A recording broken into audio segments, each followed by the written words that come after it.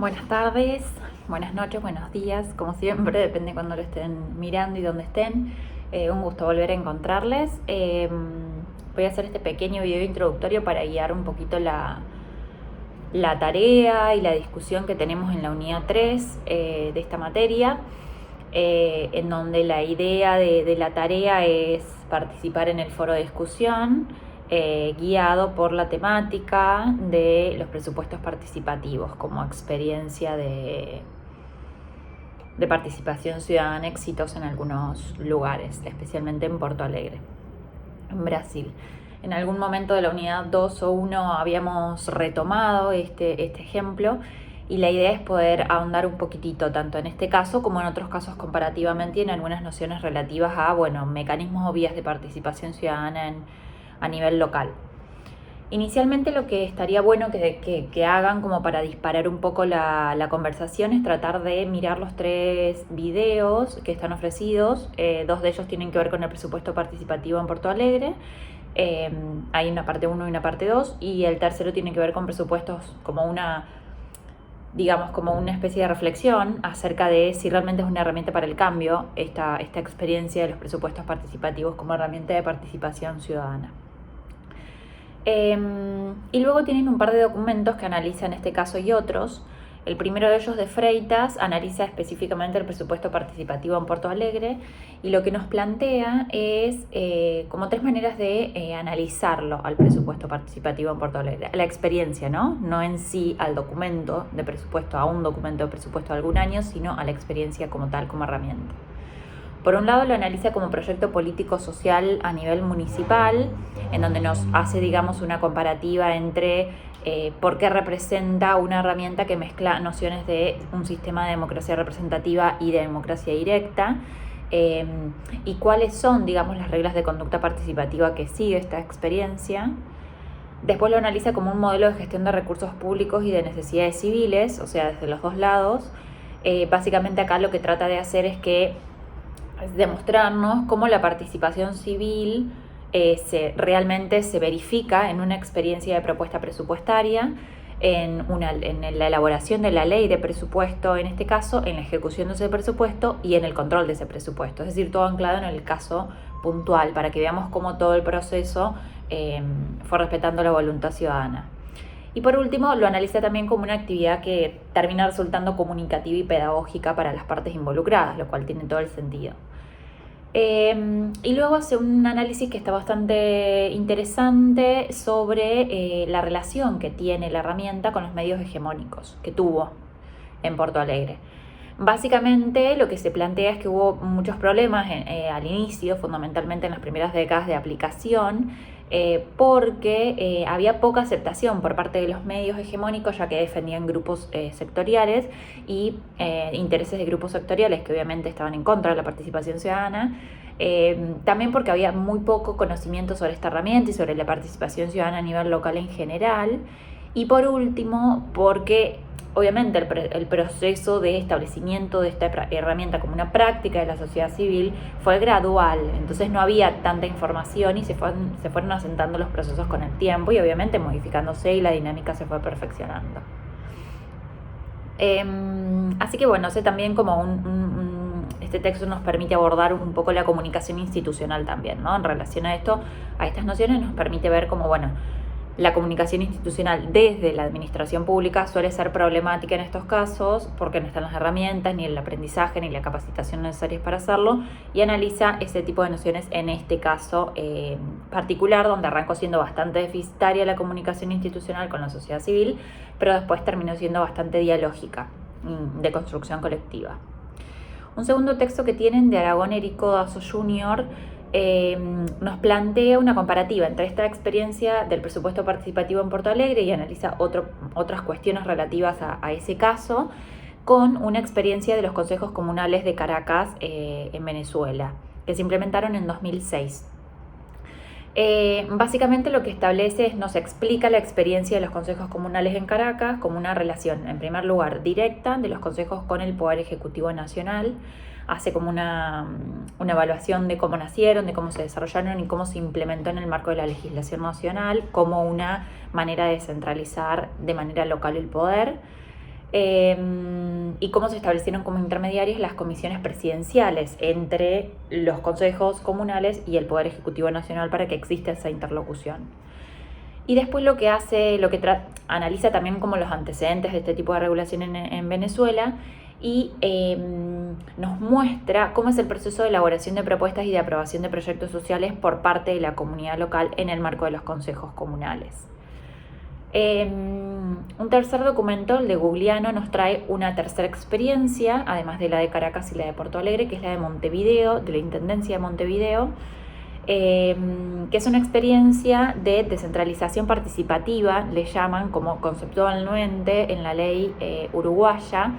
que establece centros comunales zonales en la Intendencia de Montevideo en el año 90 y de ahí en adelante se establecieron. Y básicamente lo que plantea es, bueno, cuáles son las funciones de que existan centros comunales zonales. Lo que se plantea es que la regulación estableció que estos centros formen parte de la elaboración y la propuesta de acciones sociales de manera directa a través de los representantes de la sociedad civil en estos centros, que también tengan el rol de asesorar a organismos de la administración pública por motu propio o a pedido, y que tengan la capacidad de colaborar con la gestión pública en aquellas cuestiones que puedan resultar necesarias.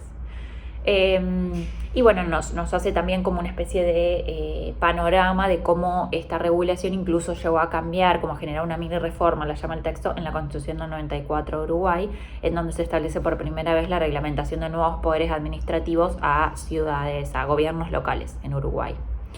Y este texto termina siendo como una especie de balance de semejanzas y diferencias entre la experiencia de Porto Alegre y la experiencia de Montevideo, que es bastante interesante. Un cuarto documento nos muestra otro caso y otra experiencia, que es la de República Dominicana. Básicamente es una guía sobre participación ciudadana en la gestión de las municipalidades en República Dominicana. En primer lugar, lo que establece son algunas cuestiones conceptuales, algunas nociones teóricas sobre el concepto de la participación, que un poco ya las revisamos en esta materia, que tienen que ver con los tipos de participación, por qué es importante, quién la fomenta, cómo se participa, qué ventajas tiene que exista. Después trata de explicar un poco la legislación del país a nivel nacional respecto de los poderes locales para poder entender cómo se establecen legalmente esos espacios de participación, que son bastante amplios según la regulación dominicana, para después poder abordar específicamente el ayuntamiento como espacio local de participación ciudadana. Obviamente, hace como una especie de enmarque de qué representa en República Dominicana, qué significa un ayuntamiento conceptualmente, sus composiciones, sus competencias, funciones, etcétera, para después ya poder abordar, una vez que tenemos esta noción general, para poder entender las vías de participación que hay en los ayuntamientos en República Dominicana según esa regulación que antes establece, ¿no? Entonces, como para tener el caminito de desarrollo.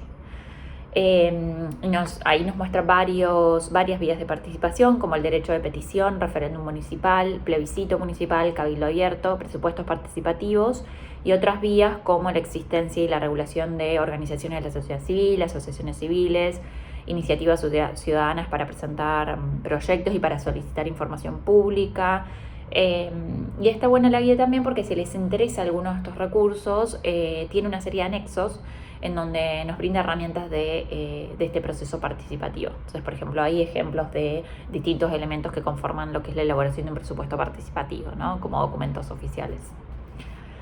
Un quinto documento, que es el de Gasó, nos presenta ya, digamos, los últimos 3 documentos, contando son 8 en total los que hay. Nos presenta, digamos, un poco las